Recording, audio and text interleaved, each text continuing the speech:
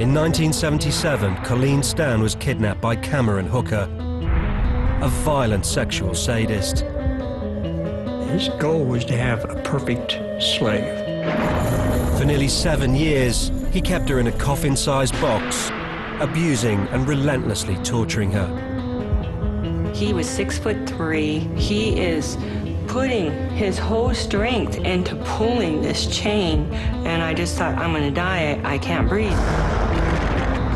But when Cameron Hooker was brought to trial in 1985, serious doubts emerged as to what had actually taken place. He was obsessed with bondage, and that really is the only negative thing you can say about this. I would like to say that I consider this defendant to be probably the most dangerous psychopath that I've ever dealt with. The case was to shock America and to explore in the most dramatic way the real meaning of consent, coercion, and control.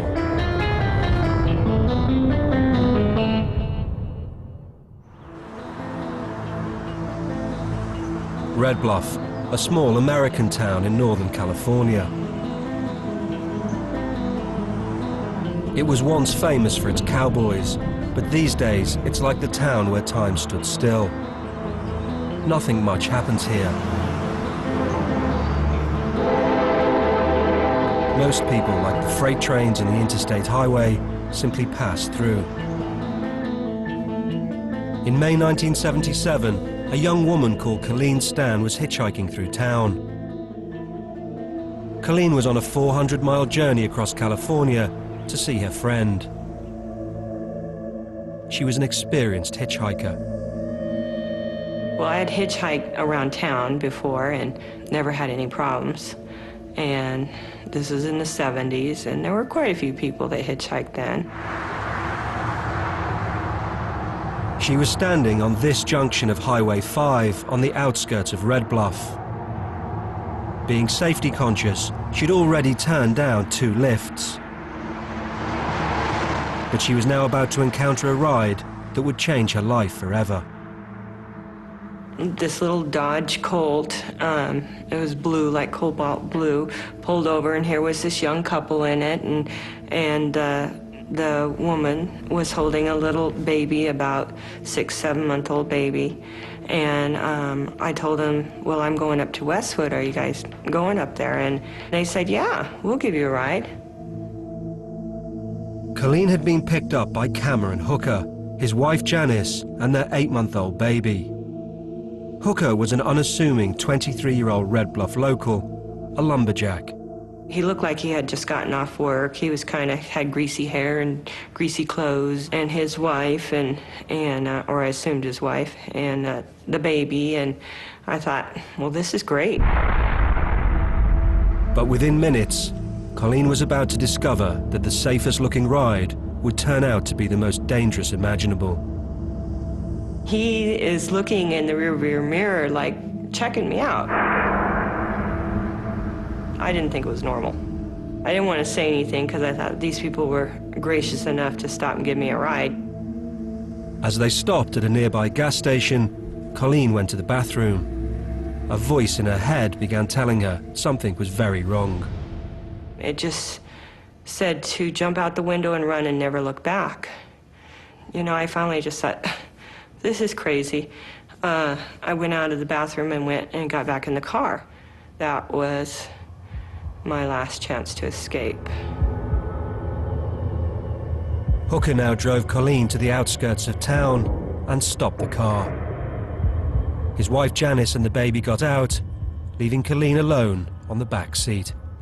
And all of a sudden, he jumps in the back seat from the passenger side and puts a knife up to my throat. I just froze. Hooker gagged and blindfolded Colleen. Then he pulled out a bizarre wooden contraption, later known as the head box. There was a hole in the bottom of it that was for your neck, and the thing kind of opened up like a clamshell, you know. He put this head box over my head and then laid me down on the seat. Hooker had made the head box himself with a specific purpose in mind. The purpose of the head box was to prevent people from hearing you scream. And it was also a way of blinding the kidnapped person and controlling them. Hooker now drove Colleen to his house in Oak Street. He removed the headbox and dragged her out of the car and into the back of his house. And I had to walk up some steps into kind of like a back porch of the house, and he walked me into the house. Then he walked me down some stairs into the basement. Down in the basement, he stood her on an icebox and tied her wrist to hooks above her. Then he pulled out the ice chest from underneath me. So I was hanging there, like in the shape of a Y. And of course I was experiencing a lot of pain like I had never experienced before. And then it was at that point that he grabbed a whip and he started whipping me and told me to shut up. He left her hanging there. Then he dragged her over to a crate-sized box in the corner of the basement and tied her up again. I got very scared, and I had convinced myself that I couldn't breathe, and so I was just sitting there hyperventilating, and just every breath I thought, this is my last breath, I can't breathe. Hooker's plan to break Colleen down was now well underway. Down in the basement, she was left bound, gagged, struggling for her life. And her ordeal had only just begun.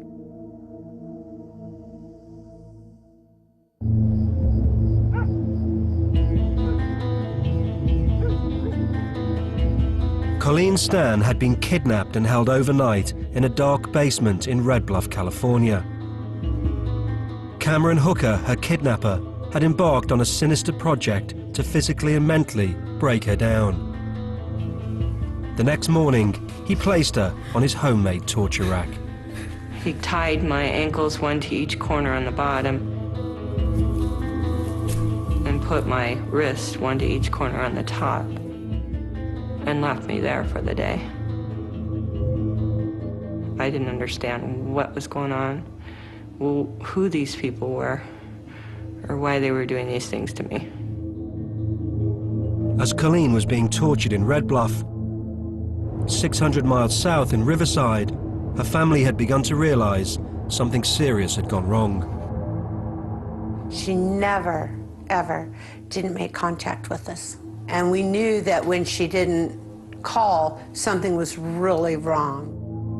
Colleen's sister Bonnie urged her father to go out looking for Colleen. They went on a journey up north looking for her. And when they didn't come back with her, that's when I just basically really knew something major was wrong. Back in the basement at Oak Street, Colleen had spent her first days in total isolation. Hooker repeatedly hung her from the ceiling and whipped her. In the evenings, he would feed her scraps of food before leaving her overnight, chained to his torture rack. After the first 3 or 4 days on the rack, chained down, he built a box which resembled a coffin, took an old hair dryer, took the heating element out of it and put that in there to suck air into the box so she wouldn't suffocate and die. But she was kept in that box, blindfolded, with chains wrapped around her for 3 or 4 months. Did you develop any sense of who he was and what he was trying to do to you? Early on, I understood that he is a sadistic man and that begging a sadistic person is pretty futile. You're not going to get anywhere. If anything, it gets him more excited and gets him going more than anything. With no police record and no history of family deviance, Cameron Hooker was, to the outside world, a normal, everyday man. But from an early age, he had become obsessed with bondage and extreme sexual practices, drawing inspiration from violent sadomasochistic magazines. But Hooker wanted to take things further than mere images. He wanted the real thing. Cameron Hooker was after the perfect slave. He wanted a captive that he could do anything to at any time that he chose to, without any fear of being ridiculed or embarrassed by his request, or without any fear of anyone ever finding out what he'd done. And that was what Hooker wanted from Colleen Stan, a slave. For month after month, he kept her captive down in the basement, and now, utterly compliant to him, he began to train her, to develop her role. One day, he took her to a corner of the basement he called the workshop. He had a big burlap sack of walnuts, gave me a nutcracker and a bowl, said, "Shell these nuts," you know. So you've been put to work? Yeah.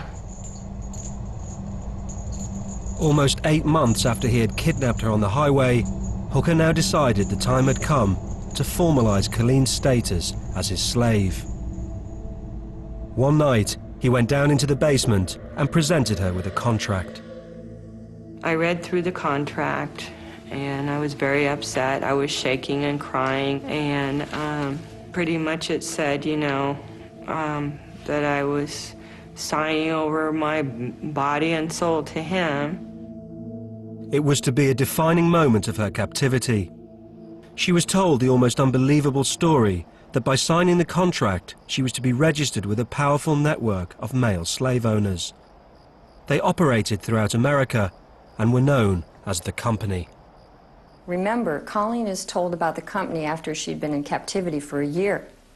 Remember, she'd been abducted, she'd been brutalized, she'd been kept against her will. He used chains on her and whips and stretchers and head boxes, and he did incredibly horrific things to her. So after the end of a year, he tells her about this company, and he says that they go out and they kidnap young women and keep them as slaves. Under this bizarre fiction, Hooker now made Colleen believe that any attempt at escape and the company would violently hunt both her and her family down. He really built them up to be this huge organization in my mind, and I totally believed it. Colleen signed the contract. She was now to be known by her new slave name, Kay, and wear a collar around her neck. She was now officially Cameron Hooker's slave. I just felt pretty hopeless. I felt like, well, I guess this is my fate, you know? I had gotten myself into this bad situation, and I really didn't know how to get out. In May 1978, Hooker moved Colleen and his family from Oak Street to a small trailer on the outskirts of Red Bluff. With meticulous preparation, he'd carefully adapted his waterbed to accommodate Colleen. What Cameron Hooker did was he built a very high pedestal for the waterbed, and he built a box that slid underneath the waterbed. And you could see holes drilled under the trailer out into the fresh air. Those holes provided fresh air to Colleen when she was in the box underneath their waterbed. So, just to be correct, this was a box underneath Hooker's bed? Yes, underneath the waterbed. And that was where you were kept? Mm-hmm. I actually had to kneel down on the floor, kind of get down on my belly and kind of crawl in, you know. How long would you spend in there per day? Well, generally probably about 22 hours. The box was a tiny dark space with hardly any room for Colleen to move. I had a bedpan in there that was down by my feet. If I had to use it, I had to scoot it up with my foot and get it under me, laying flat. It was really hard in the box. I mean, there was several times that I just thought, I just can't do this, not even for another second, you know. Now, another stage of Hooker's plan unfolded. In the daytime, Colleen was to be let out of the box and set to work in the garden. He took me outside and gave me a shovel and said, fill in these ditches. And so I filled in the ditches with dirt. But while she was out working, Hooker was preparing to take his sadistic imagination to yet another level. Cameron was the type of person that, in my opinion, he had a lot of natural ability to make things. He was very handy, and he could see a picture and diagram of something and reproduce it. Hooker had built something he called the stretcher. The stretcher was a 2x8 board with a cross piece, similar to a cross. She had leather cuffs that went around her feet, and he would tighten and pull her body, taut. He was 6'3".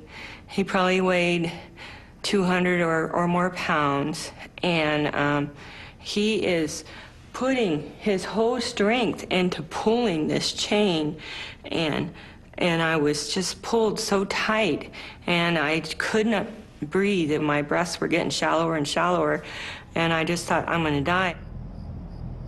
All this time, Cameron's wife, Janice Hooker, knew that Colleen was being kept as a slave in the household.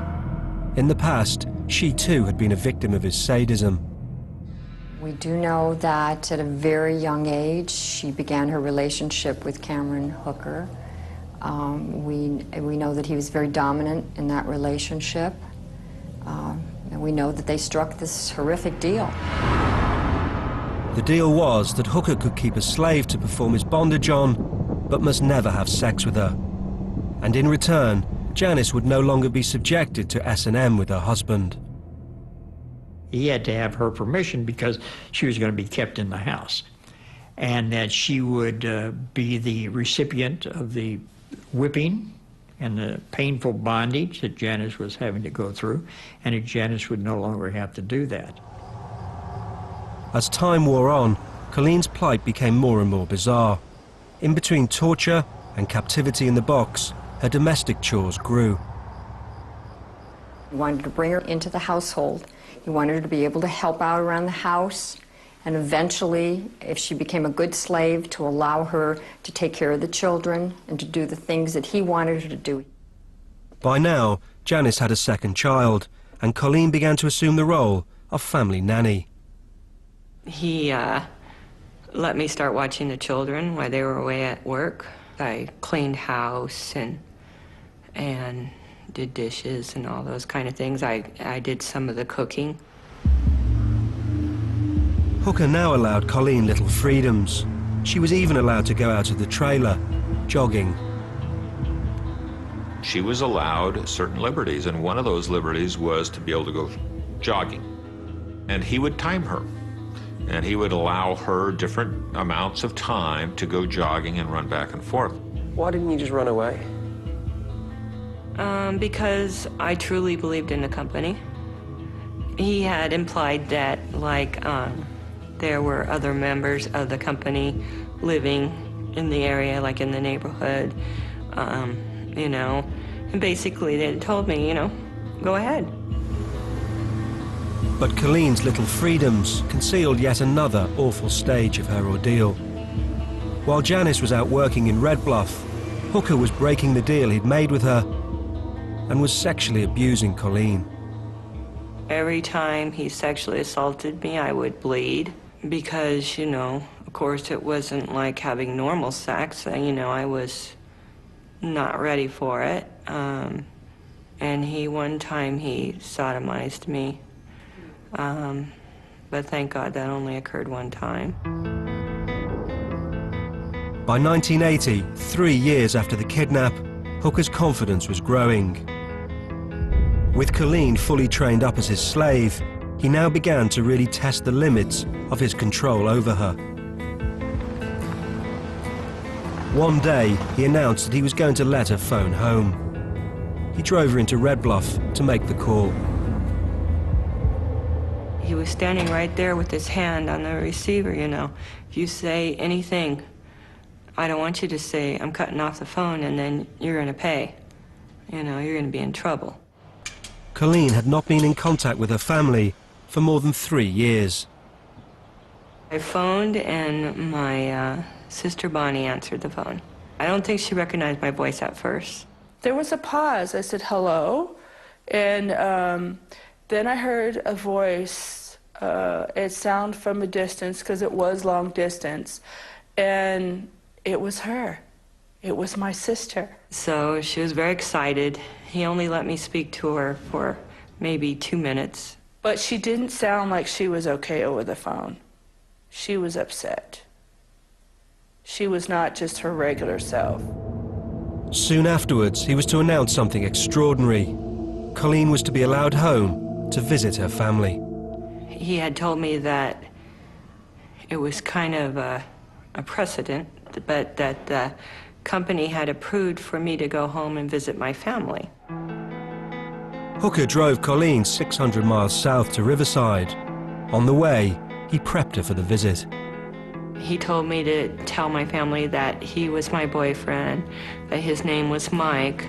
No, that he was my fiancé, actually. We were going to get married. And all the time, he made sure that she knew the price for not playing her role. He told her that the company was monitoring the visits, that they were everywhere, that they had bugged the house, and that if she did anything wrong, they were going to torture and kill her family. On the 20th of March 1981, Hooker dropped Colleen off at her parents' house. She had homemade clothes on. That was not like the character of my sister. Oh no, and she was thin. She was thin. That's not like my sister either.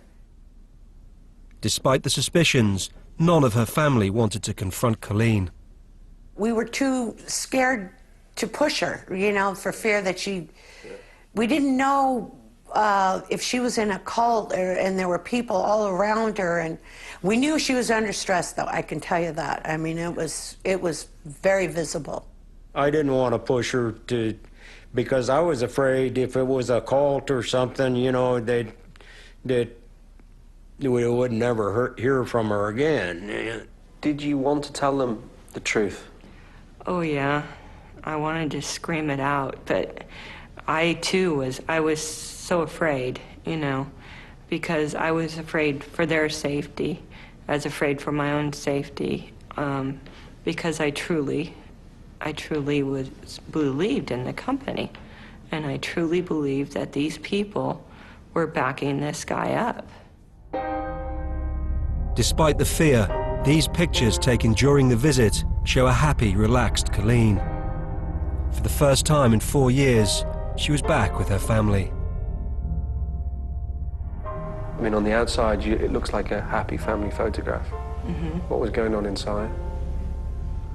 Well, it was a happy family photograph because I was very happy to have those moments with my family, because I was in such a state of not knowing what was coming next and what was going to happen next. I didn't know when it ended if I'd ever see him again.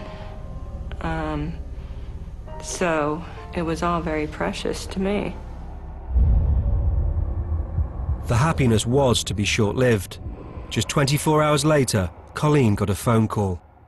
They were like, oh, it's Mike, you know, and so I got on the phone and he said, I'm coming to get you. And I kind of argued with him because I said, well, but I thought, almost exactly 24 hours to the hour, he was back.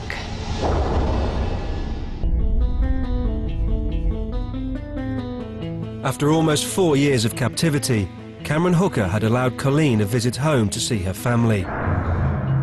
But despite years of being tortured and abused, she was simply too frightened to tell them the truth of her ordeal back in Red Bluff. And just 24 hours after he had dropped her off, Cameron Hooker was back at the front door. He just looked like, you know, an average person. He just looked like a bookworm of some sort. He was not her type at all. He did not appear evil whatsoever. He had me fooled, I'll tell you. And as Colleen was getting ready to leave with Hooker, she posed for this picture with him. Can I ask you about the photograph? Mm-hmm. And looking to all intents and purposes like you were very happy to do that. I was very happy to be with my family. I'm talking about the photograph with him. It wasn't because I was happy with him, no. I felt that I had to act like he was my fiance, you know? This was the man I wanted to marry, even though that was very far from the truth. Guess I win an Academy Award for that one. In allowing Colleen home and watching her play her role to perfection, Hooker had now achieved the most extreme form of control over his slave. It's called grandiose control. It just goes beyond control.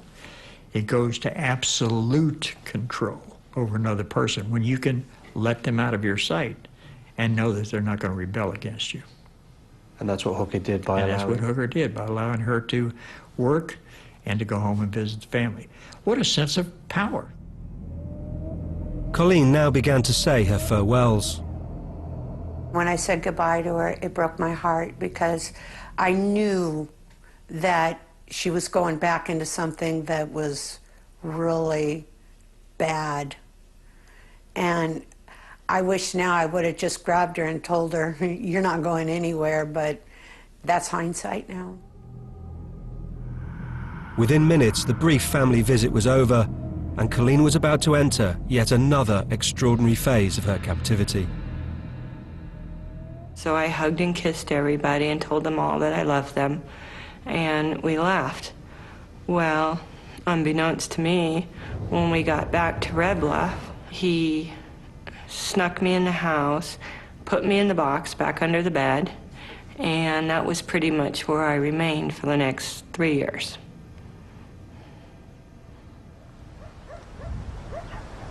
Back in the trailer, she would pay an almost unbelievably cruel price for her 24 hours of freedom. She came back from that trip to Riverside to see her family. He put her back in the box because he was afraid he was losing some control. She was there for almost 3 years, and his own 2 daughters didn't know that she was in the trailer. They had 2 young girls, and for those 3 years, not even the girls knew that I was there. So I was locked away in this box under the bed. Occasionally, when Jan and the girls were gone, he would take me out and torture me or rape me and do things, but never when they were around. And she was like that. She did that for 3 years. 3 years. All through those years, no one outside the trailer had any idea that Colleen was locked up inside, underneath the waterbed. The neighbors thought that Kay, the hard-working nanny, had simply gone away. Then, in early 1984, everything changed. Colleen was suddenly given some dramatic news. Out of the blue, the company had approved it, and it was okay for me that I could get out of the box. Hooker had now decided to allow Colleen back into his little world. And reintroduced me, you know, that I was, oh, look, Kay's back, you know, to the neighbors and the children and everybody. Incredibly, he now allowed Colleen to get a job as a receptionist at the local motel. The only reason that they allowed her to go to work was they needed the money. They were short on money, and she agreed that she would go to work for them. It was a liberty for her. You still thought of yourself as a slave, though? Well, because I was. So you still, every day, thought that the company were a real threat? Yes, I did. Back in the trailer, Colleen began to study the Bible, and through it, she began for the first time to form a bond with Janice Hooker. We started to develop, at least on a spiritual level, a relationship. Around this time, Hooker had begun to scale down his abuse of Colleen, but his attacks on his wife Janice were increasing. We found 500 photographs of Janice, Cameron's wife, being tortured, being hung on the back of the doors, being hung on the frame. Sometimes Hooker would even expect Colleen to keep the children away while he attacked his wife. There was one particular time he was in there, he had her tied down to the bed or something, and he was whipping her, and she was crying out and crying, and the girls heard her, and they said, "Kay, why is Mommy crying?" And I was so mad, and I thought, that bastard, how could he do this? It was now 1984, 7 years after the kidnap, and the pressure on Janice was starting to show. Hooker had told her that he was considering kidnapping another 4 slaves. She was afraid that he was going to kidnap and bring in other women. And also she was fearful for her 2 little girls because they were getting older. She didn't know what he was going to do to them, if anything.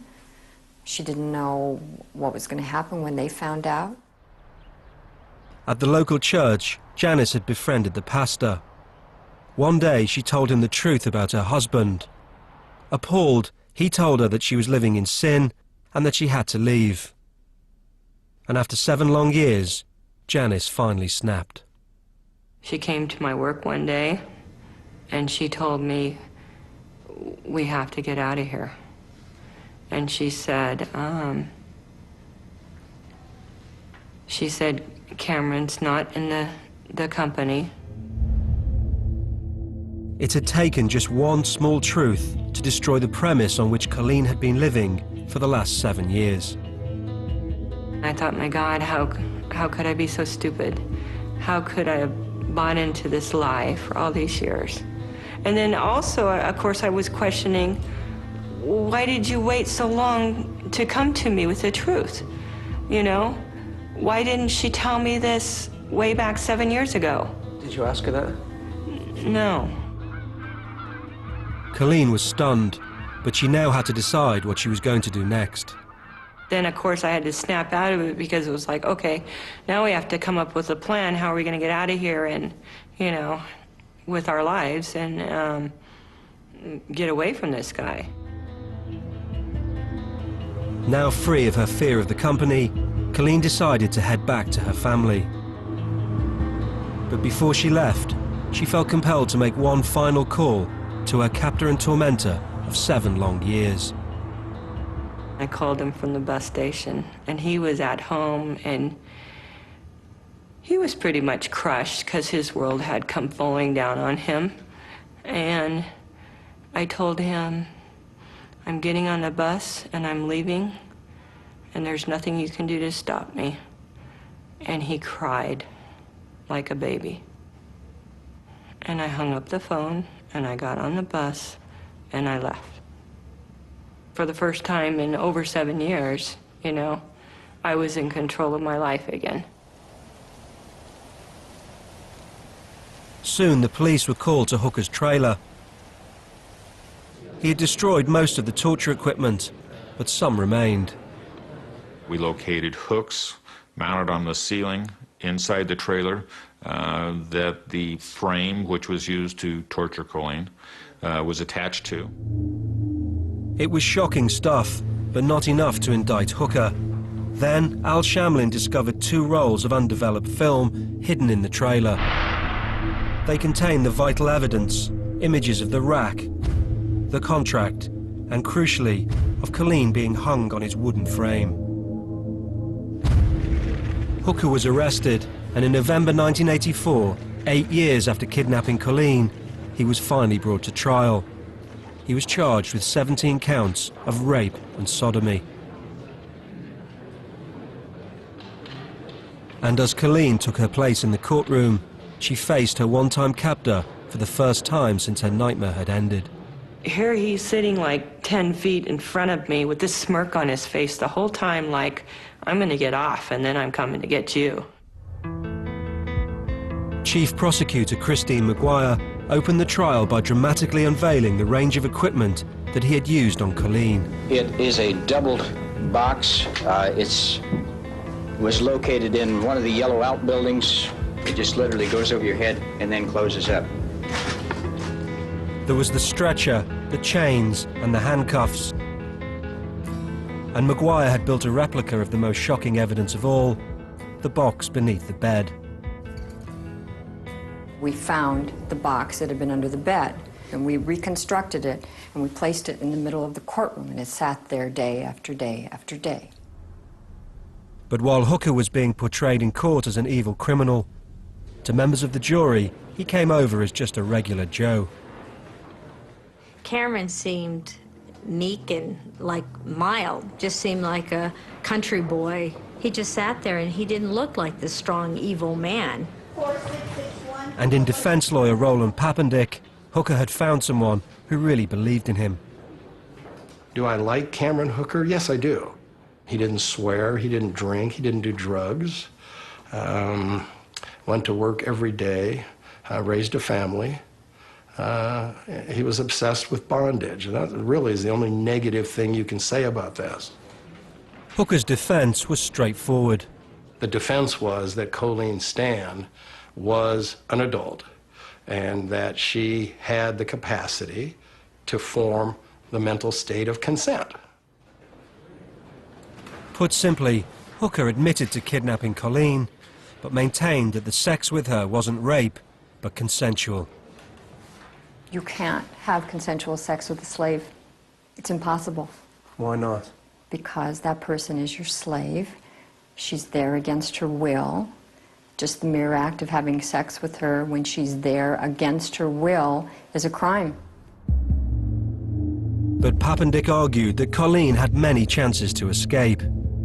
During her times outside the trailer, whilst jogging, and of course during her visit home. The fact she hadn't taken any of them proved she had stayed with him of her own free will.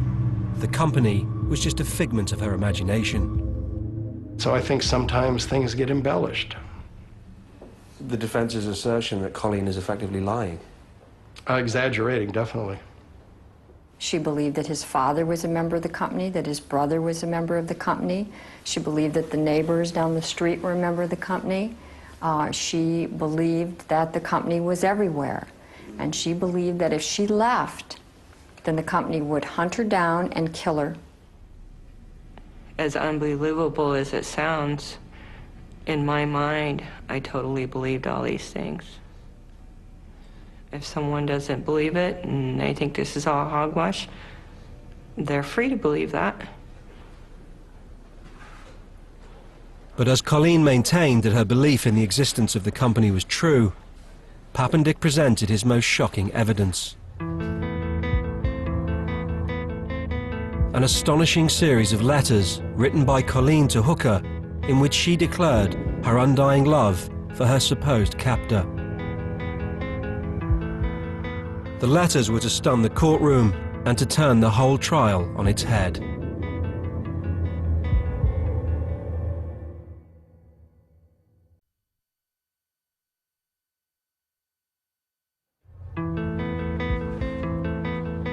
The trial of Cameron Hooker had seemed a certainty.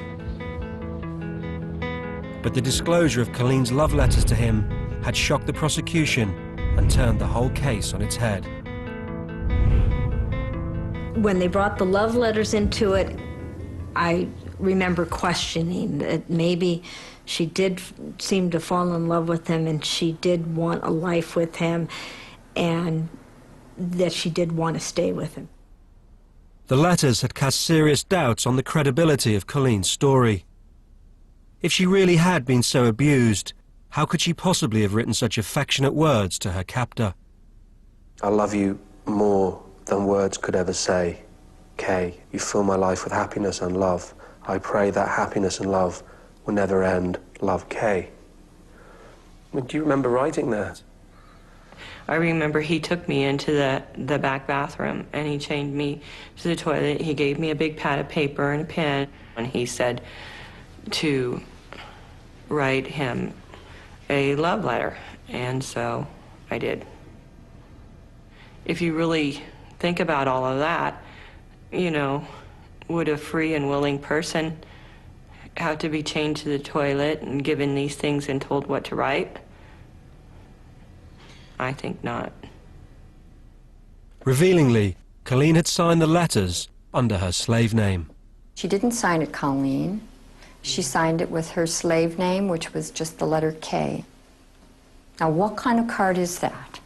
I mean, that is a card that is written by a slave to her master. Yet another piece of very shocking evidence that said that she was being held against her will.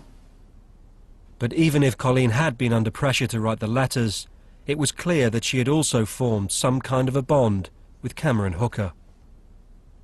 When the relationship started to develop into more of a love relationship, I guess, for lack of other Into words. what relationship? Into more of a love relationship. Well, then he treated me better. These people were my life, and for all these years, and so yes, there was a connection, and there were feelings. I mean, we all have feelings. It doesn't matter what kind of situation you're in, you have feelings. You know, they're good or bad or whatever. Colleen's feelings for Hooker presented a major dilemma for the prosecution. How could they explain such emotions to a man as violent and abusive as Cameron Hooker?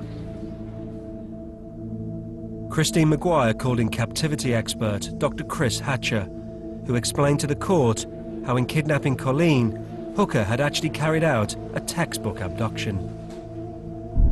What Dr. Hatcher said is, first you have this sudden, unexpected abduction. Of course, that's what we know happened to Colleen. Dr. Hatcher explained to the court how the process develops.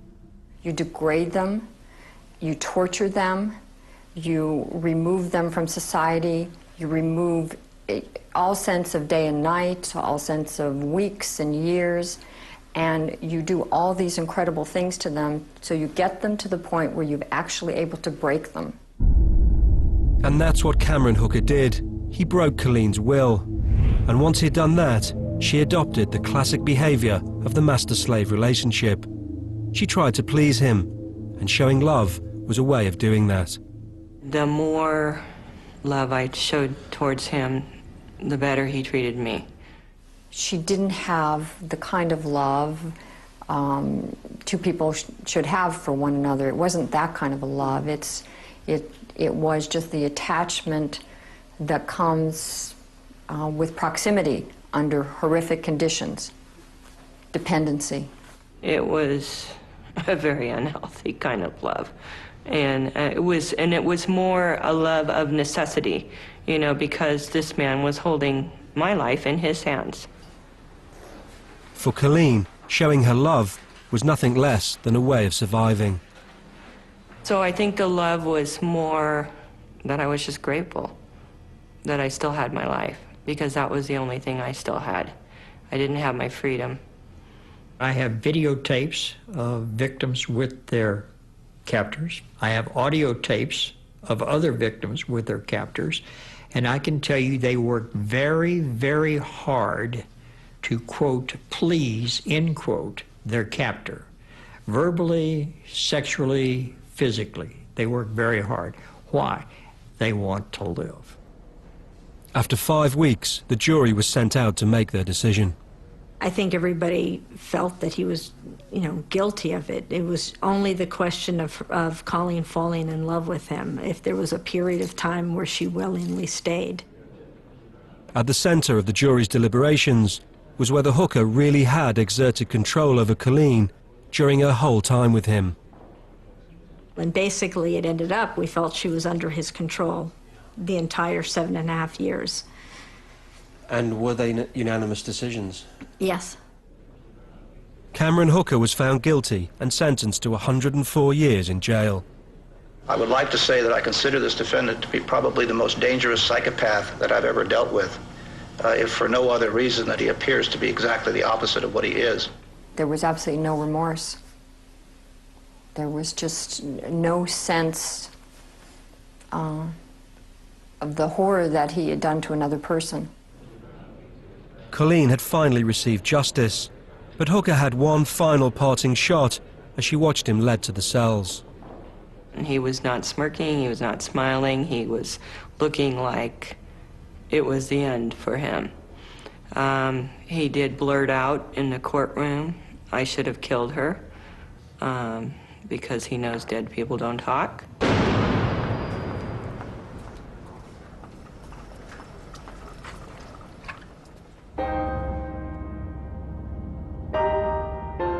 Today, Colleen has rebuilt her life.